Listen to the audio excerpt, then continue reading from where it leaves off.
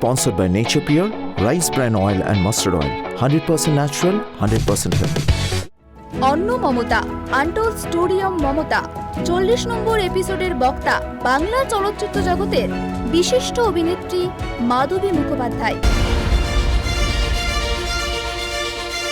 लोगों को लेके हम कम करेंगे और लोगों को लेके हम कम करेंगे तो भी कामयाबी हम लोग सब हो सकता है।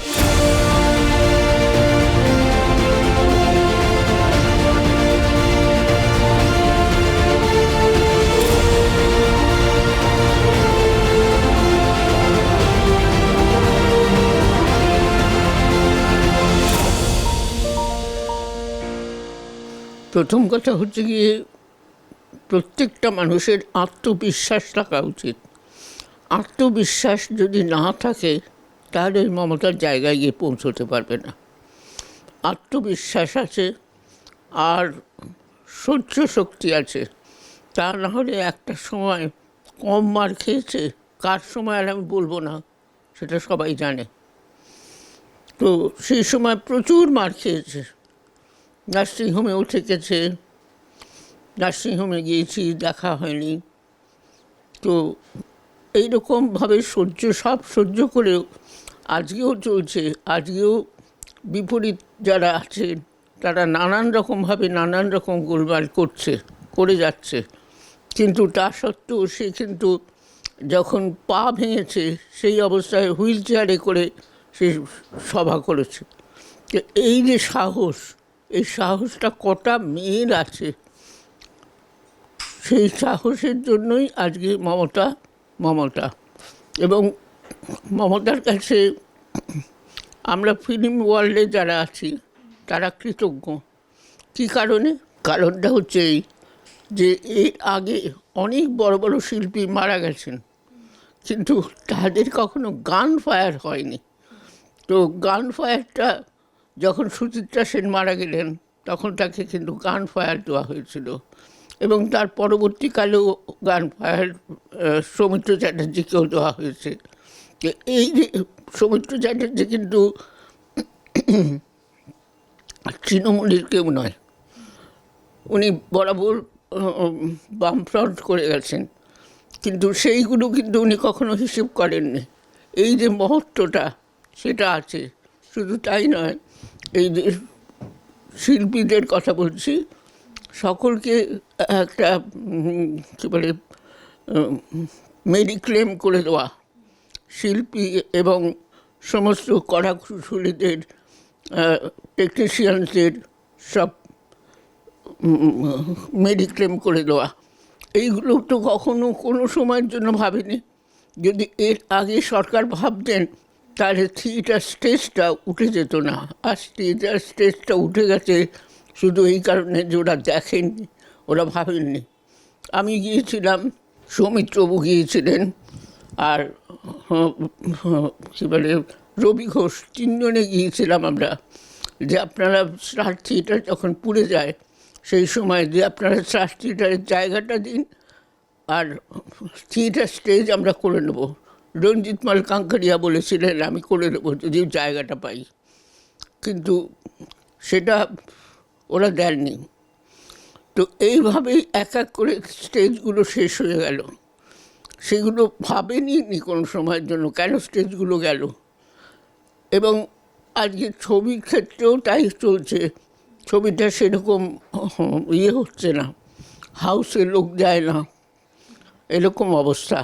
কিন্তু সেই অবস্থার মধ্যে যারা টেকনিশিয়ানস, আর্টিস্ট, প্রত্যেককে মেডিক্লেম করে দিয়েছেন।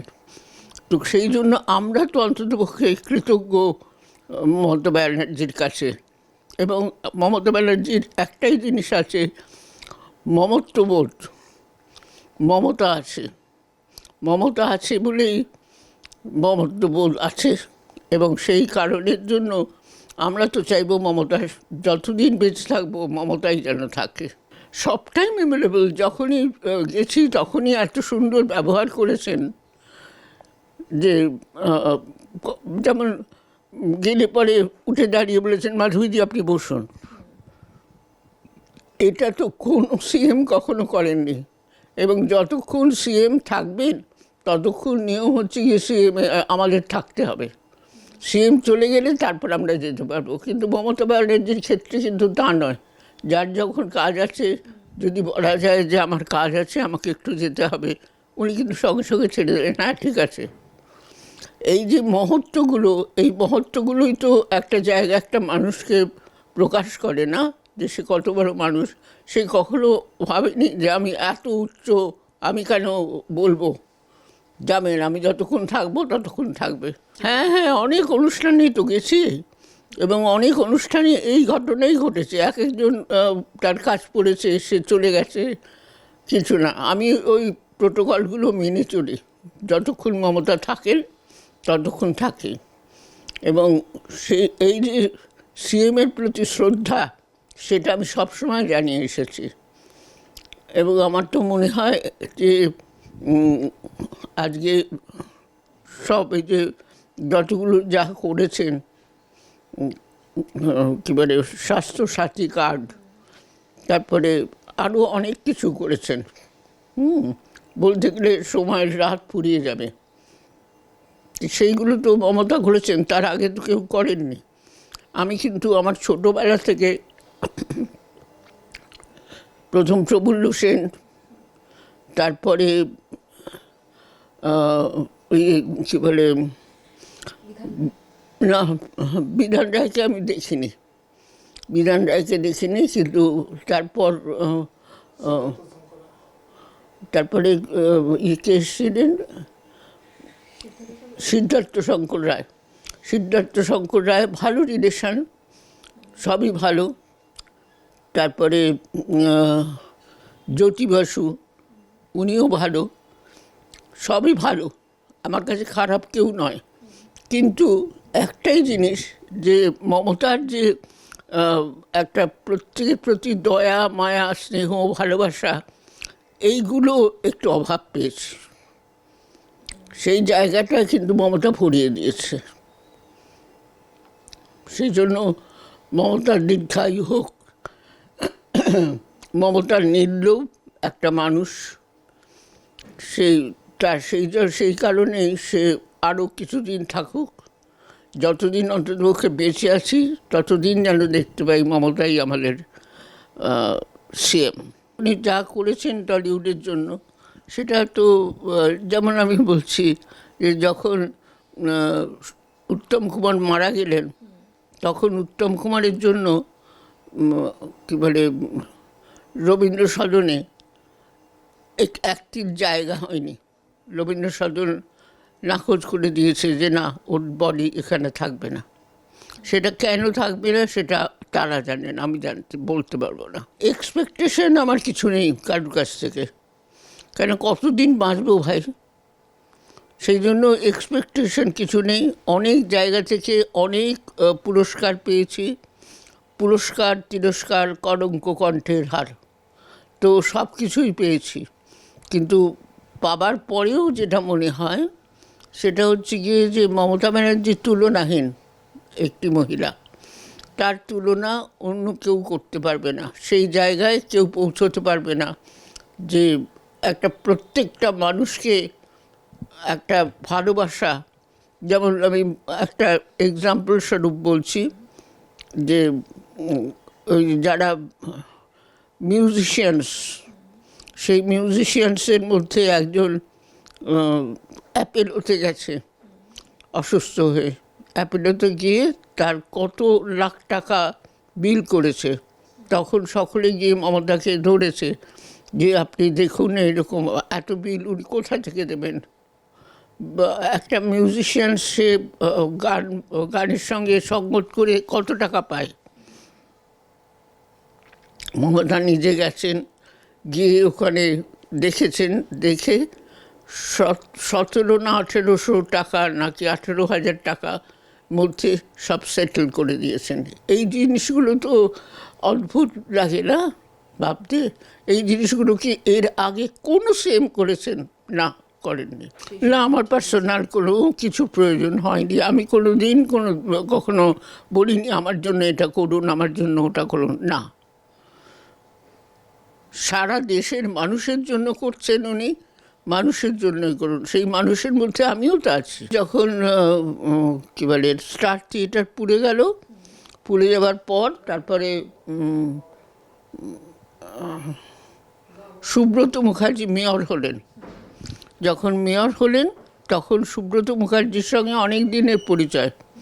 সুব্রত মুখার্জিকে বললাম যে আপনি যদি কী বলে আমাকে যা করতে বলবেন আমি তাই করব, আপনি শুধু স্টার থিয়েটারটা করে দিন। এবং উনি স্টার থিয়েটার করে দিয়েছেন, কিন্তু আমাকে তখন বললেন যে আপনি বুদ্ধদেব বাবুর এগেনস্টে দাঁড়ান যাদবপুরে। তা আমি 1, 2, 3 ভাবলাম। তখন ভেবে আমি বললাম যে হ্যাঁ ঠিক আছে। তার কারণ আমি জানি আমি ওখানে বুদ্ধদেব বাবুর কাছে হারবো, হেরে আবার যে জায়গাটা আছি সেই জায়গাটাই থাকবো। সেই জন্য আমি কিন্তু অনেক ভোট পেয়েছিলাম, এটা ঠিক, এবং রিগিং করেছিল সেটাও ঠিক। সব মানে যারা সেই সময় মমতা বন্দ্যোপাধ্যায় কোনো পরামর্শ দিয়েছিল বা পরে হেরে যাওয়ার? না, পরামর্শ উনি একটাই বলেছিলেন যে মাধবীজি একটা শিওর জায়গায় আপনি দাঁড়াবেন। আমি বললাম না, এটাই শিওর, ঠিক আছে। এই কতগুলো জিনিস আছে, যেমন পুজোর সময় উনি একটা শাড়ি পাঠান, মিষ্টি পাঠান, জন্মদিনে মিষ্টি পাঠান, ফুল পাঠান, এইগুলো কিন্তু করেন। এইগুলো কিন্তু এর আগে এতগুলো মিনিস্টার কেউ করেননি কখনো। শুধু আমাকে নয়, আরও অনেককেই, সাবিত্রী চ্যাটার্জি থেকে আরম্ভ করে অনেককেই পাঠান। তো এই জিনিসগুলো তো ওনার মধ্যে আছে না। কারি ফিল্মস বলে একটা স্টুডিও ছিল, সেই স্টুডিওটা খুব খারাপ অবস্থা ছিল। তখন টেকনিশিয়ানসরা বললো যে বিক্রি করে দেবে, ওটা মালিক ঠিক করেছিল। বললো না, বিক্রি করবেন না, আমরা চালাবো। এবং তারা চালাতে একটা সময় তারা পারল না। তখন বললো যে না, আর পাচ্ছি না, সরকারকে দিয়েছিল। তখন এই সরকার ছিল না, অন্য সরকার। তো সেই সরকার তখন ওই স্টুডিওটা বিক্রি করে দিতে চেয়েছিলেন। যখন বিক্রি করে দিতে চেয়েছিলেন তখন আর্টিস্ট এবং টেকনিশিয়ান সবাই তখন ধর্নায় বসলো। তো সেটা আর বিক্রি করা হলো না। পরবর্তীকালে মমতা ব্যানার্জি তিনি ওই স্টুডিওটাকে এখন যেটা করেছেন সেটা হচ্ছে গিয়ে বাইরের বিদেশে যেরকম স্টুডিও হয় সেরকম স্টুডিও করেছেন। সেটা কী করে সম্ভব হলো? আগের ওরা পারলেন না, ইনি পারলেন, কী করে পারলেন? ইচ্ছা থাকলে সব হয়, ইচ্ছাটাই ছিল না। এইগুলোতেই তো প্রমাণিত হয় যে সাধারণ একজন মানে মিউজিশিয়ানস, তার জন্য উনি এতখানি ইয়ে করলেন, সেটা কি বড় কথা নয়? তার যে কনফিডেন্স, আত্মবিশ্বাস এবং তার সাহস, এই দুটোই হচ্ছে গিয়ে পরিবর্তন না, শিক্ষার ব্যাপার। যে সব মেয়েরাই যদি একটু তাদের সাহস আর নিজের প্রতি বিশ্বাস থাকে, তাহলে তারাও মমতা ব্যানার্জির কাছাকাছি যেতে পারে। অপোজিশন সবসময় থাকবে এবং তারা উল্টোপাল্টা কথা বলবে, সেটা বিশ্বাস করলে হবে না। বিশ্বাস করতে হবে মমতাকে। এবং আমার তো মনে হয় মমতার মতন মানুষ পাওয়া খুব কঠিন। আমার তো যেখানে সেখানে যখন তখন যেতে হয়, আমার কোথাও কোনো অসুবিধা হয় না। পুলিশরাও সাহায্য করে, যে পুলিশরা বেআইনি কাজ করছে, পুলিশরা দেখছে না, এগুলো সব মিথ্যে কথা, একটাও সত্য না। ওই ফেস্টিভ্যালের সময়ই দেখা হয়। এবং এই ফেস্টিভ্যাল তো আগেও হয়েছে, তখন কিন্তু এই সব নিয়ম ছিল না যে গাড়ি পাঠিয়ে তার সঙ্গে সিকিউরিটি পাঠিয়ে নিয়ে যাওয়া। এটা মমতা ব্যানার্জিই করেছেন। সিকিউরিটি দেন একটা, এবং তার সঙ্গে গাড়ি, সেই গাড়িতেই যাই, এবং ওখানে প্রচুর খাবার দাবার ইত্যাদি সব কিছুই থাকে। সেখানে সব বম্বে থেকেও আর্টিস্ট আসে, তাদের সঙ্গেও দেখা হয়। এই সমস্ত মিলিতভাবে। আর প্রত্যেককে যে চেয়ারে উঠে বসছে, প্রত্যেককে একটা সুন্দর চাদর সেই চাদরটা উনি সব সময় দেন, সব সেই চাদরগুলো সব আছে, রাখা আছে। উত্তম কুমার যখন মারা যান তখন ওনার ডেড বডিটা নন্দনে, সবগুলো ডেড বডি ছিল, নন্দন নয়, ভুল বলছি আমি, রবীন্দ্র সদনে সকলেরই বডি রাখা হয়েছে, প্রত্যেকটা শিল্পীর। কিন্তু তার ভিতরে একজনের কথা বলবো, শম্ভু মিত্র। তিনি একদম সকলকেই বলেছেন যে আমার কারুকে জানাবে না। বসন্ত চৌধুরী উনিও বলেছেন যে আমার খবর কারুকে দেবে না। তো সেই জন্য তাদেরটা কোনো কিছু ব্যবস্থা হয়নি ঠিকই, তারা নিজেরাই করতে চাননি। কিন্তু উত্তম কুমার মারা যাবার পর তার ডেড বডিটা রবীন্দ্র সদনে রাখার চিন্তা ভাবনা হয়েছিল, কিন্তু সেটা সরকার রাখতে দেননি। তো কিন্তু সেই সরকার রাখতে দেননি, আগের সরকার। পরের সরকার মানে মমতা ব্যানার্জি, তিনি কিন্তু উত্তম কুমারকে শ্রদ্ধা জানিয়েছেন, একটা স্টেশন করে দিয়েছেন উত্তম কুমারের নামে এই টালিগঞ্জে। তো এই জিনিসগুলো মমতা ব্যানার্জির মধ্যে যথেষ্ট আছে। যেমন কী বলে, সুচিত্রা সেন বলেছিলেন যে আমাকে কফিনে করে নিয়ে যাবে, কেউ যেন না দেখে। তো উনি কিন্তু সেটা পালন করেছেন, কফিনে করেই নিয়ে গেছেন এবং সেখানেই ডেড বডি পোড়ানো হয়েছে এবং সেখানেই উনি গান ফায়ার দিয়েছেন। এই সবগুলো তিনি করেছেন। তো এই যে সম্মানটা দেওয়ার, সেটাই তো হচ্ছে সবচেয়ে বড় কথা, যে আর্টিস্টের একটা সম্মান, তাদেরও অবদান কিছু আছে। তো সেই অবদানগুলো উনি স্বীকার করেন, কিন্তু অন্য কেউ স্বীকার করেনি। তার আগে অহিন চৌধুরী, নরেশ মিত্র, শিশির কুমার ভাদুরী, তারপরে ছবি বিশ্বাস, সরজুবালা দেবী, ওয়ান আফটার আনাদার চলে গেছেন। এইসব গান ফায়ারটার কখনো শুনিনি। সেন্ট্রালে যাক, সেন্ট্রালে গেলে আরও ভালো হবে, সব মানুষের সুবিধা হবে। এখন যেমন সেন্ট্রালে দেখা যাচ্ছে তেল বেড়ে যাচ্ছে, তেলের দাম বাড়ছে, সব কিছুর দাম বাড়ছে, মানুষের দাম কমছে। তাহলে মানুষের দাম আর কমবে না, মানুষের দাম বাড়বে। মমতা বন্দ্যোপাধ্যায় যদি প্রধানমন্ত্রী হয়, এখন চাইছে উনি প্রধানমন্ত্রী হোক। যে আমার যে বাসনা, সেটা হচ্ছে এই যতদিন বেঁচে থাকবো ততদিন যেন মমতাকেই দেখতে পাই। সেটা যেখানেই হোক, আমাদের দেশে রাজ্যেই হোক বা সেন্ট্রালে হোক, যেখানেই হোক, মমতাই থাকুক। মমতা আমার কাছে বেস্ট। हम डरते नहीं, हम मरने के लिए तैयार है। जो डरते हैं वो मरते हैं और जो लड़ते हैं वो जीतते हैं। हम करेंगे, लड़ेंगे, जीतेंगे। প্রয়োজনে দেব মোরা এক নদী রক্ত, হোক না পোষের বাধা, প্রস্তর শক্ত, বাংলাকে ভাগ করা যাবে না। लोगों को लेके हम कम करेंगे और लोगों को लेके हम कम करेंगे तो भी कामयाबी हम लोग सब हो सकता है।